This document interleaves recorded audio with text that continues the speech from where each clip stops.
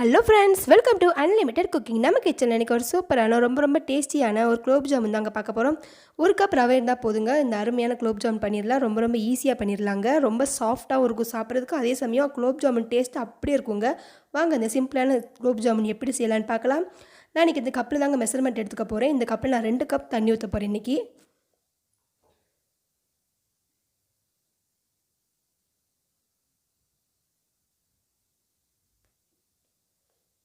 இப்போ தண்ணி ஒரு கொதிக்கட்டுங்க. அதே கப்பில் 1 கப் பால் ஊற்ற போகிறேன்.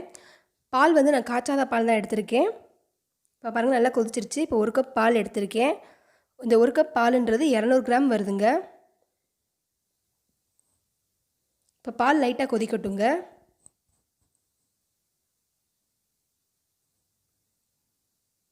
இப்போ பாருங்கள், லைட்டாக பால் கொதிச்சுக்கிட்டு இருக்கு. நான் இப்போ அதே கப்பில் 1 கப் அளவு ரவை எடுத்திருக்கேங்க. இப்போ ரவையை கொஞ்சம் கொஞ்சமாக போட்டு கட்டி விடாமல் கிண்டிக்கிட்டே இருங்க. ரவை வந்து நல்லா மாவாக மசியணுங்க. அதனால தான் நம்ம தண்ணி கொஞ்சம் ஊற்றிருக்கோம் நிறையா. 2 கப் தண்ணி, 1 கப் பால், 1 கப் ரவை சரியாக இருக்குங்க இது. இப்போ பாருங்கள், நல்லா கெட்டி விடாமல் கிண்டிக்கிட்டு இருக்கோம்.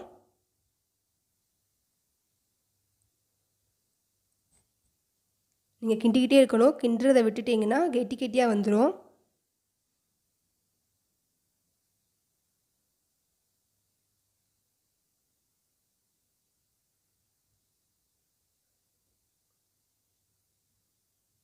இப்போ பாருங்கள், நல்லா கொதிச்சுக்கிட்டு இருக்கு. நல்லா கெட்டி ஆகிக்கிட்டு இருக்கு பாருங்கள்.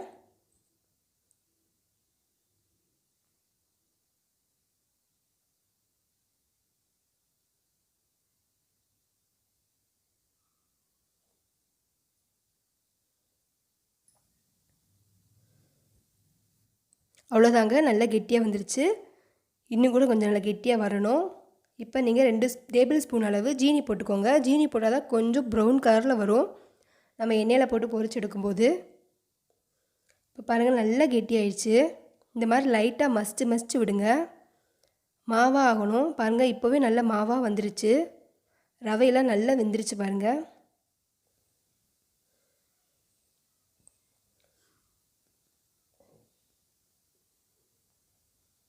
நீங்கள் இந்த மாதிரி கைவிடாமல் கிண்டிக்கிட்டே இருக்கணும். அப்போ தான் நல்லா கெட்டியாக வரும். நம்ம உருண்டை பிடிக்கிறதுக்கு சரியான பக்குவத்தில் வரும். பாருங்கள், நல்லா மசிச்சிருச்சு.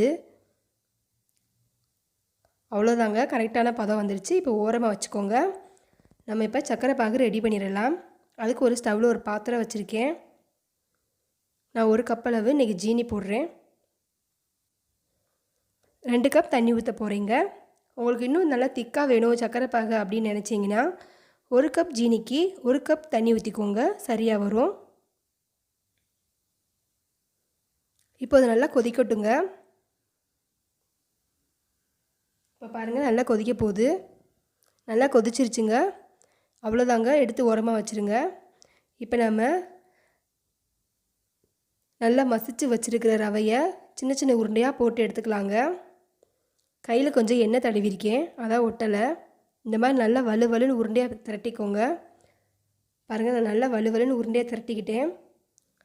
இந்த மாதிரி நீங்கள் திரட்டினா தான் உடையாமல் வருங்க. இப்போ வாங்க நம்ம பொரிச்சு எடுத்துடலாம். நான் ஏற்கனவே எண்ணெய் காய வச்சுருக்கேங்க. எண்ணெய் நல்லா காயஞ்சிருச்சு. இப்போ நம்ம ஒவ்வொரு உருண்டையாக போட்டு எடுத்துக்கலாங்க.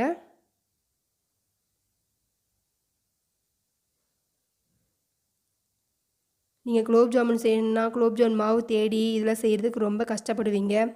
நீங்கள் வீட்டில் ரவை இருந்தால் சட்டுன்னு இதை செஞ்சிடலாங்க. ரொம்ப ஈஸியாக பண்ணிடலாங்க.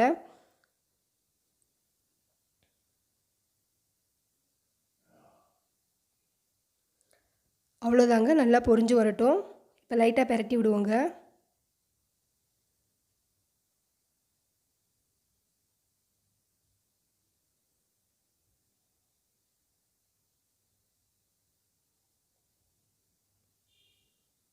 நல்லா ப்ரௌன் கலரில் வந்துருச்சு பாருங்கள். இப்போ நம்ம ரெடி பண்ணி வச்சுருக்கிற சர்க்கரை பாகில் சூடாக போட்டுடலாம்.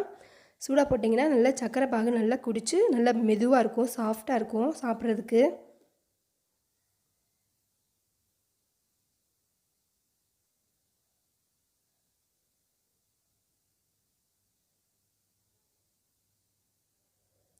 இப்போ மிச்சிருக்க உருண்டையும் போட்டு நம்ம எடுத்துடலாங்க.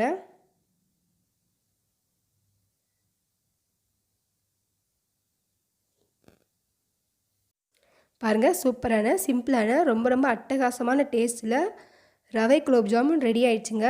இதை நீங்கள் வீட்டில் ட்ரை பண்ணி பாருங்கள். பிடிச்சிருந்தால் லைக் பண்ணுங்கள், கமெண்ட் பண்ணுங்கள். மறக்காமல் நம்ம சேனலை சப்ஸ்கிரைப் பண்ணுங்கள். பக்கத்தில் இருக்க பெல் ஐக்கான் பட்டனை கிளிக் பண்ணிக்கோங்க. அப்போ தான் நான் போடுற வீடியோ உங்களுக்கு உடனே அப்டேட் ஆகும். தேங்க்யூ.